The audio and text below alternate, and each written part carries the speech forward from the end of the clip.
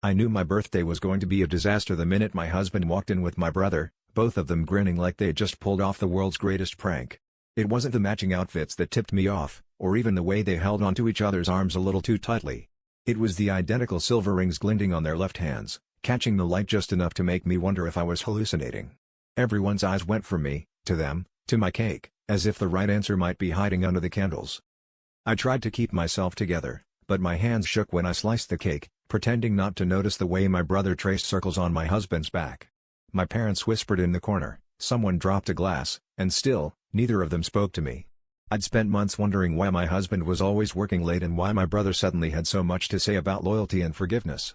It never crossed my mind that they were talking about each other, or that my own blood would steal the one person I thought I could trust. When the crowd finally thinned, my husband pulled me aside, his eyes shining with a mix of guilt and relief.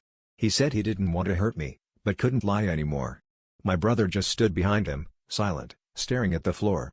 I laughed, too loud and too hard, and asked if they'd been planning this since last Thanksgiving, when all three of us got drunk and played that stupid game of truth or dare.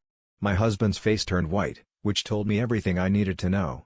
I realized then that the signs had been everywhere, but I'd been too desperate to keep my family together to see what was right in front of me. The real twist?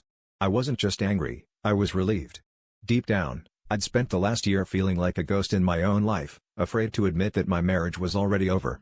They forced me to face it, ripping off the bandage in front of everyone I knew. And as I watched them leave together, I finally understood that sometimes betrayal is the only thing that sets you free, even if it comes from the last people you ever expected.